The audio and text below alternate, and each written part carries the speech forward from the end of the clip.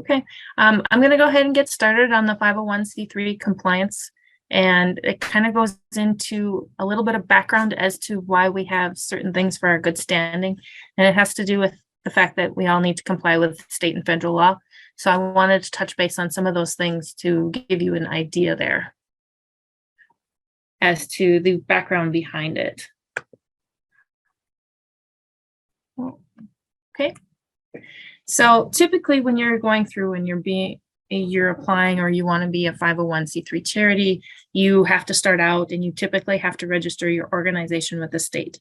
And to do that, you have to have a set of bylaws, which is one of the reasons we have the bylaws. And as a PTA, we have a template to make it really easy for you to fill out. You have to file for a federal EIN number. And that's something that the state, especially Danny, helps a lot of the units work through. And then you apply to the IRS to get your 501c3 status. Since you are a PTA unit, you are an affiliate of North Dakota PTA. And because you are an affiliate, you then go in under our group exemption. So you do not have to apply to the IRS to be a 501c3 because you go in under ours. If you are not under a group exemption, last I saw, the cost to do that filing is $400. Okay. And then to maintain yourself as a 501c3, there's a few things that you need to keep track and be able to do. You have to file a 990 every year. There's different versions of it, and I'll touch on a few of those. You also have to do several things for ongoing compliance. If you have an employee that you pay, you are required to pay employment taxes.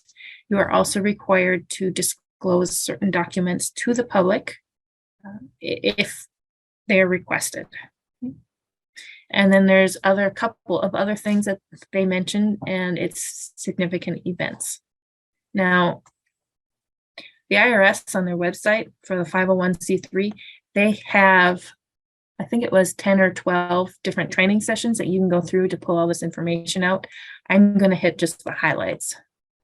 Okay. So something about being a 501c3 that we get a lot of questions on is, what do you do when you want to give out prizes or gift cards or something like that? Typically, it's a lot easier to give out non-cash items of a nominal value. You have to be careful when you're giving out cash items. This includes gift cards, gift certificates for cash, because a lot of times these items then need to be considered as taxable wages, and you need to get people's social security numbers, and you have to file a lot of paperwork. General guidelines that I've seen from other PTA states and on the IRS website is you definitely want to keep these to be a very nominal value. So, you know, a $10 gift card, not a problem, but you still have to keep track of them. I don't believe you have to get their social security numbers and stuff to be able to file all of the paperwork for a 1099 when it's lower. Okay. So if you guys have any questions, please ask.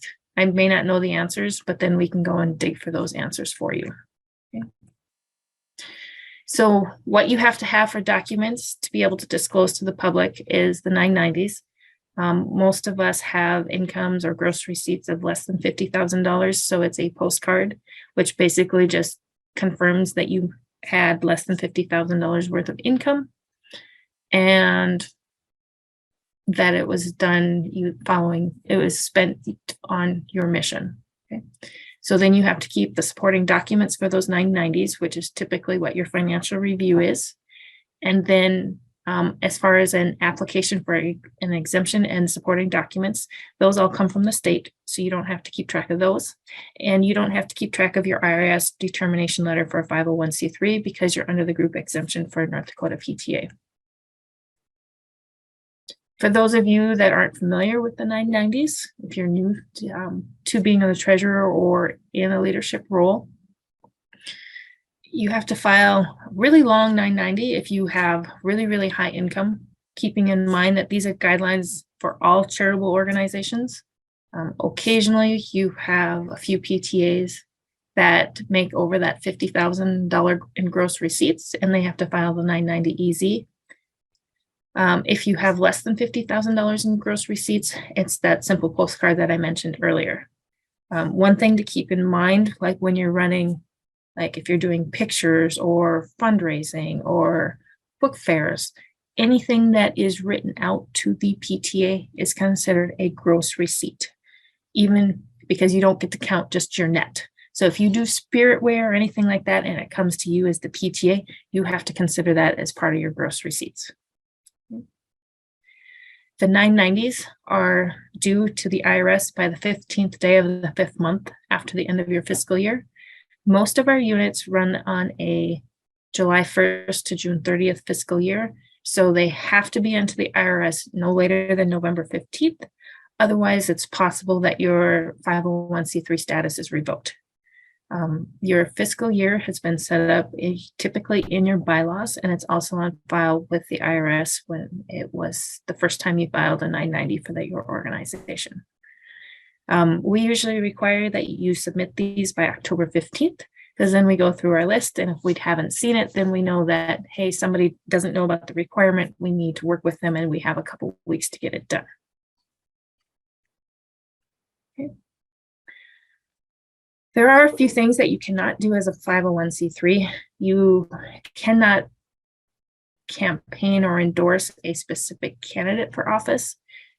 You can advocate for issues that relate to students, but keep it to the issues. Do not talk about candidates or bring any people into that situation. Okay. Is there any questions on that? I know sometimes it comes up like, hey, I want to be able to talk about something, or invite candidates in to talk about issues or candidates that are running for a particular office. If you do want to invite candidates in and have like an open discussion or a moderated session, please be aware that you need to invite all of the candidates to make it an equal opportunity. Otherwise, you're violating the 501(c)(3) policies that you're endorsing a particular candidate. Okay. We usually ask that most units shy away from gaming because there's a lot of extra rules, and the rules tend to come in with the state. For gaming, that would include anything like a raffle, bingo that uses larger cash prizes, things like that. You can still host these things, but we ask that you spend a little bit of time, ask us some questions, check out the state site. And the state site is the North Dakota Secretary of State, is one place to start.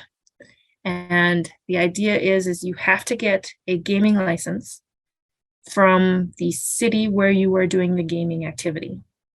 So if you're doing a raffle and your drawing is in Fargo, you need to have a gaming license from the city of Fargo. If you are doing it in Minot, you need a gaming license from Minot. Okay.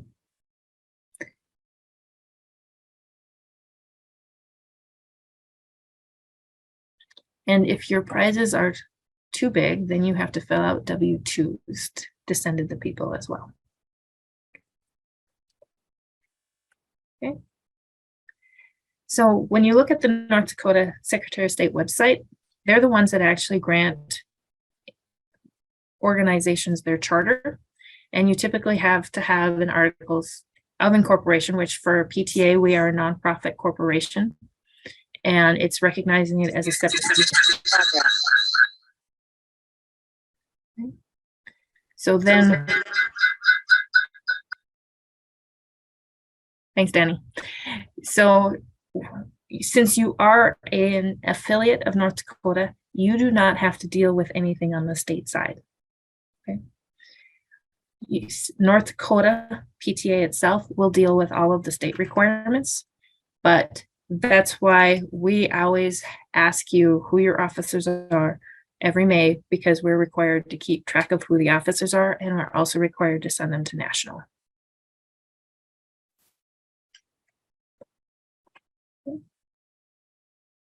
And I've heard of some groups that say, hey, I don't want to be a PTA because there's too many things I have to do. Well, if you look at all of the federal requirements and the state requirements, those are the only things that we ask you to do. And we're here as a people resource to help you get them done.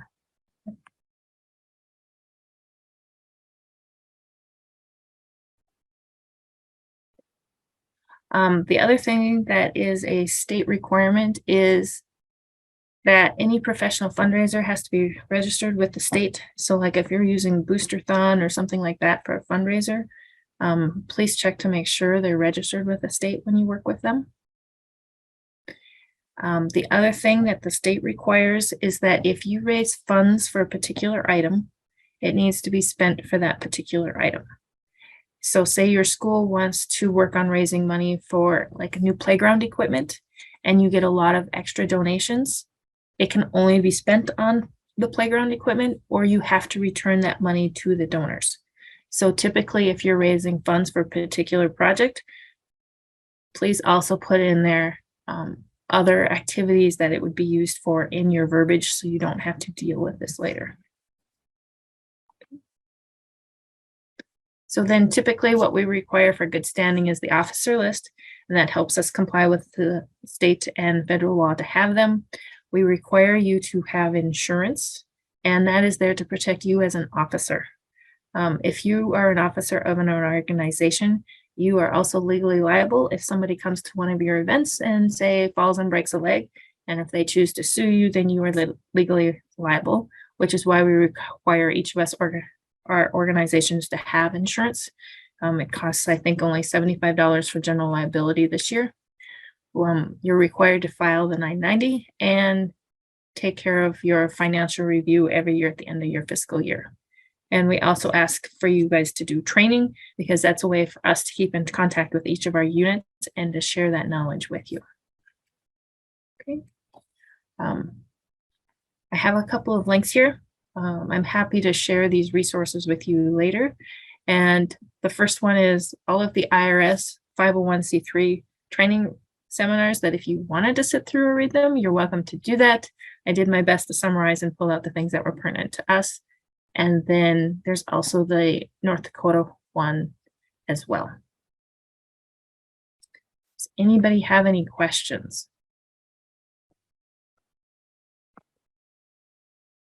I did go through it really fast because I'm trying to get us back on schedule.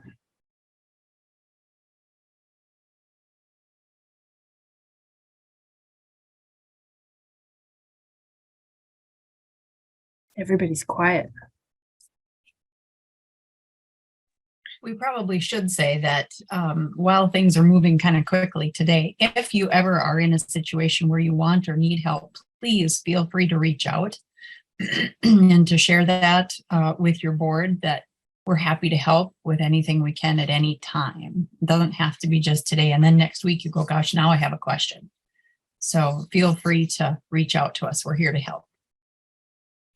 Very much so.